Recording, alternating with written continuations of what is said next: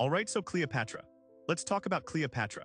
Not the Hollywood version with Elizabeth Taylor lounging around in elaborate costumes, but the actual historical figure who is one of the most brilliant political operators in ancient history. We're going to focus on the last 11 years of her life, from 41 BCE when she met Mark Antony to 30 BCE when she died. This period is absolutely crucial because it's when Cleopatra made her final gambit to preserve Egyptian independence and her own power. Spoiler alert, it didn't work out, but boy did she give it one hell of a try. Before we dive in, let's set the stage. By 41 BCE, Cleopatra had already been through a lot. She had been pharaoh of Egypt, got kicked out by her brother, seduced Julius Caesar, had a kid with him, watched him get stabbed to death in the Senate, and then had to navigate the absolute chaos that followed. Rome was tearing itself apart in civil war. On one side you had the assassins, Brutus and Cassius, who thought they were saving the Republic by killing Caesar. On the other side you had the second triumvirate, which was Mark Antony, Octavian, who was Caesar's adopted heir, and this guy Lepidus, who honestly doesn't matter that much to our story. The triumvirate won at the Battle of Philippi in 42 BCE, and then they divided up the Roman world between them. Antony got the east, Octavian got the west, and Lepidus got Africa, which he would lose pretty quickly because, again, Lepidus doesn't really matter. So Antony is now the big man in the eastern Mediterranean, and he's got problems. He needs money, lots of it, because wars are expensive, and he's planning to invade Parthia, which was Rome's great rival in the east. Egypt is the richest kingdom in the region, basically the only independent wealthy state left. So Antony summons Cleopatra to meet him in Tarsus, which is in modern-day Turkey. Now, Cleopatra could have just shown up and been like, "Here I am, what do you want?" But that's not how Cleopatra operated. She understood spectacle, she understood power, she understood that first impressions matter. According to Plutarch, who is our main source for this stuff, Cleopatra arrived on a barge that was basically a floating palace. The stern was covered in gold, the sails were purple, which was the color of royalty, and the oars were silver. She was dressed as the goddess Aphrodite, or Venus if you prefer the Roman name, and she was surrounded by attendants dressed as sea nymphs and cupids.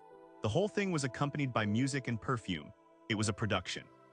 The people of Tarsus lined the riverbanks to watch her arrive, and apparently they spread the rumor that Aphrodite had come to feast with Dionysus for the good of Asia. That's important because Antony liked to associate himself with Dionysus, the god of wine and revelry. Cleopatra was basically saying, "I know who you think you are, and I'm meeting you on that level." Now here's the thing about this meeting. Antony had the power, he commanded Roman legions, he could have just taken what he wanted from Egypt, but Cleopatra flipped the script, she made him come to her. Antony invited her to dinner and she was like, "No, you come to my ship for dinner." And he did.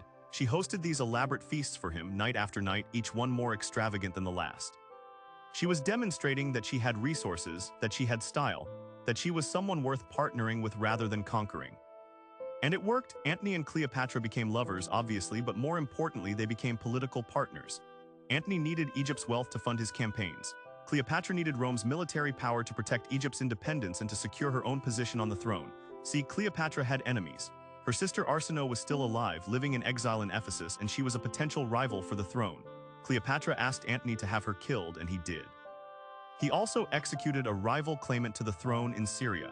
Antony was helping Cleopatra eliminate her enemies, which was exactly what she needed.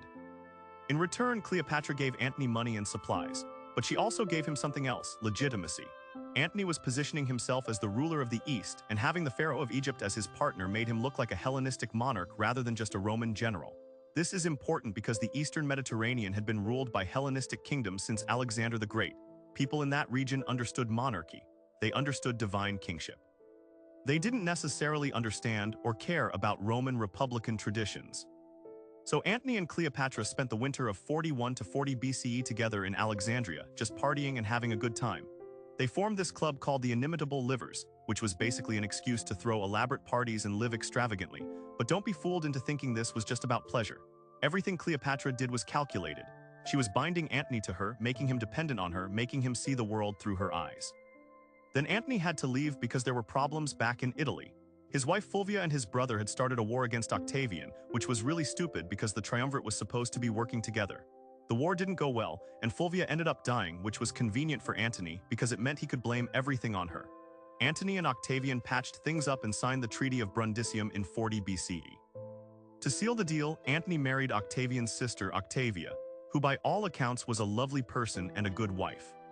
So now Cleopatra is sitting in Egypt, pregnant with twins, and her lover just married someone else. That's got to sting. But Cleopatra was a realist. She understood politics. She knew that Antony had to maintain his position in Rome, and marrying Octavia was a smart political move, so she waited. She gave birth to the twins, a boy and a girl, and she named them Alexander Helios and Cleopatra Selene, which means sun and moon. She was making a statement about their cosmic significance, about their destiny to rule. For the next few years, from 40 to 37 BCE, Antony was mostly in the West, dealing with Roman politics and trying to maintain the alliance with Octavian. But it wasn't going well. Octavian was consolidating power in Italy, and he was really good at propaganda. He was portraying himself as the defender of traditional Roman values, the guy who was going to restore the Republic, even though that's not really what he was doing. Meanwhile, Antony was in the East, and Octavian was starting to spread rumors about him going native, abandoning Roman ways, getting seduced by Eastern luxury. In 37 BCE, Antony and Octavian met again and renewed their alliance with the Treaty of Tarentum. But this was basically the last time they were going to cooperate. After this, things were going to go downhill fast.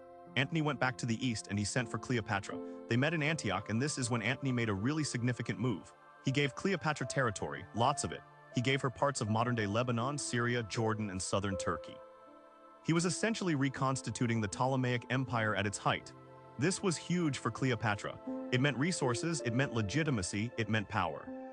In return, Cleopatra supported Antony's planned invasion of Parthia. This was supposed to be Antony's big moment, his chance to equal or surpass Julius Caesar's military achievements. If he could conquer Parthia, he would be the greatest Roman general of his generation, no question. But the campaign was a disaster. Antony invaded in 36 BCE and everything went wrong. His supply train was destroyed, his army got bogged down in the Armenian mountains, he lost thousands of men to the weather and to Parthian attacks, and he had to retreat in disgrace. It was one of the worst Roman military defeats in years. Cleopatra met him in Syria with supplies and money to help him regroup. She was there for him when he needed her most, which only strengthened their bond. But the failed Parthian campaign was a turning point. It made Antony look weak, and it gave Octavian ammunition for his propaganda war. Octavian was telling people in Rome that Antony had gone soft, that he was under the spell of an Eastern queen, that he had abandoned Roman virtues. Now here's where things get really interesting. In 34 BCE, Antony invaded Armenia and actually won. He captured the Armenian king and brought him back to Alexandria in chains. Then Antony did something that absolutely scandalized Rome. Instead of celebrating a triumph in Rome, which is what Roman generals were supposed to do, he celebrated a triumph in Alexandria. He dressed up as Dionysus. He paraded the Armenian king through the streets, and then he held this ceremony called the Donations of Alexandria. At the Donations of Alexandria, Antony declared Cleopatra to be Queen of Kings and her son Caesarion, who was supposedly Julius Caesar's son, to be King of Kings. He declared that Caesarion was Caesar's legitimate heir, which was a direct challenge to Octavian, who was Caesar's adopted son and official heir according to Roman law. Then Antony divided up the eastern territories among Cleopatra's children. Alexander Helios got Armenia, Media, and Parthia, which Antony hadn't actually conquered yet, but whatever. Cleopatra Selene got Cyrenaica and Libya.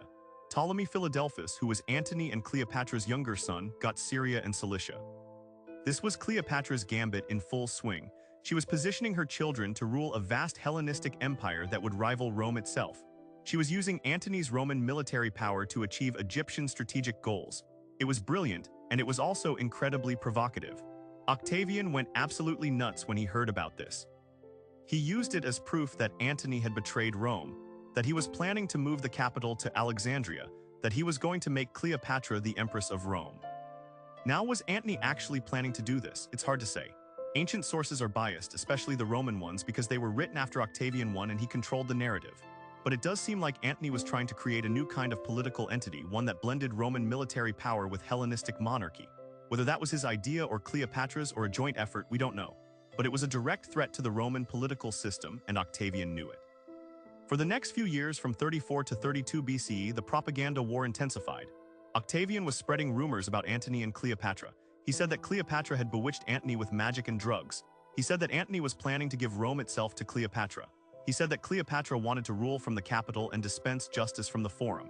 He portrayed her as a foreign threat, an Eastern seductress who was corrupting a good Roman man. This is where we get the image of Cleopatra that persisted for centuries. The femme fatale, the dangerous woman, the exotic other. But here's the thing, Octavian wasn't just making stuff up. Antony really was behaving in ways that Romans found shocking. He really did celebrate a triumph in Alexandria instead of Rome. He really did give Roman territories to Cleopatra's children. He really did declare Caesarion to be Caesar's heir. And in 32 BCE, he divorced Octavia, which was a huge insult to Octavian and a clear sign that the alliance was over. Octavian needed a smoking gun, something that would prove to the Roman people that Antony was a traitor. And he got it, or at least he claimed he did. Antony had deposited his will with the Vestal Virgins in Rome, which was standard practice for important Romans. Octavian illegally seized the will and read it to the Senate. According to Octavian, the will said that Antony wanted to be buried in Alexandria with Cleopatra, not in Rome. It said that he acknowledged Caesarion as Caesar's true son. It confirmed all the territorial grants to Cleopatra's children. Whether the will actually said these things or whether Octavian made it up or exaggerated, we'll never know. But it didn't matter. The Senate was convinced. In 32 BCE, the Senate stripped Antony of his powers and declared war on Cleopatra. Not on Antony, notice, but on Cleopatra. Octavian was clever about this. He didn't want it to look like another Roman civil war. He wanted it to look like Rome defending itself against a foreign enemy. He portrayed it as a war of civilization against barbarism, West against East, Rome against Egypt. It was a propaganda masterpiece.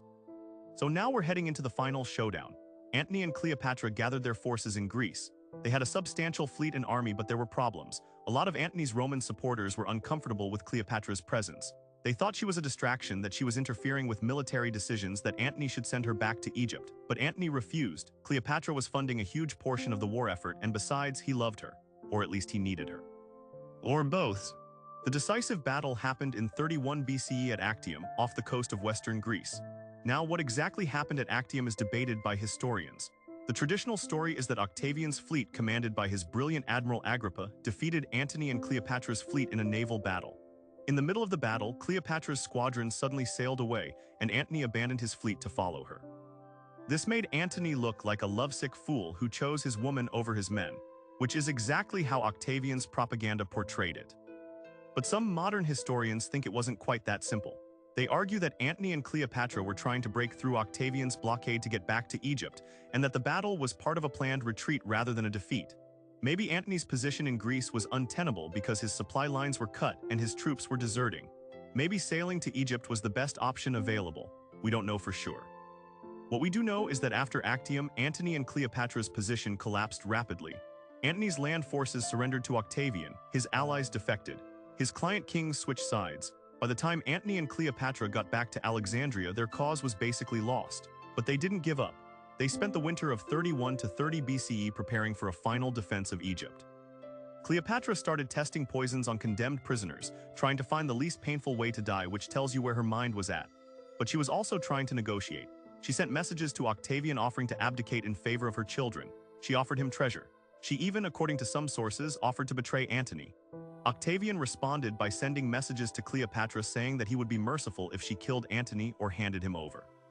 He was trying to drive a wedge between them. But Cleopatra didn't betray Antony, and Antony didn't betray Cleopatra. They stuck together to the end. In the summer of 30 BCE, Octavian invaded Egypt. Antony tried to defend Alexandria, but his remaining forces deserted to Octavian. According to the story, Antony heard a false report that Cleopatra had killed herself, and in despair he stabbed himself with his sword. But he didn't die immediately. Cleopatra was actually hiding in her tomb, which she had built as a kind of fortified treasury. Antony was carried to the tomb, and Cleopatra had him hauled up through a window because she was afraid to open the door. Antony died in her arms. Cleopatra was now Octavian's prisoner. She tried to negotiate, but Octavian wasn't interested in negotiation. He wanted her alive so he could parade her through Rome in his triumph, the ultimate humiliation. Cleopatra knew this, and she was determined not to let it happen, so she killed herself. The famous story is that she used an asp, a poisonous snake, which was a symbol of Egyptian royalty. The snake bite would have been a noble death, almost a religious death, transforming her into a goddess. But honestly, we don't know if it was really a snake. Some ancient sources say she used poison that she kept hidden in a hairpin. Others say she had a poison comb. The snake story might be propaganda, either Cleopatra's own propaganda to make her death seem more dignified, or Octavian's propaganda to make her seem more exotic and foreign. What matters is that she died on her own terms. She denied Octavian his triumph over her. She controlled her own fate to the very end. Octavian killed Caesarion because Caesarion was a potential rival as Caesar's supposed son. But he spared Cleopatra's other children. They were raised by Octavia, Antony's Roman widow, which is kind of amazing when you think about it. Cleopatra Selene eventually married Juba II of Mauritania and became a queen in her own right. So in a way, Cleopatra's bloodline survived.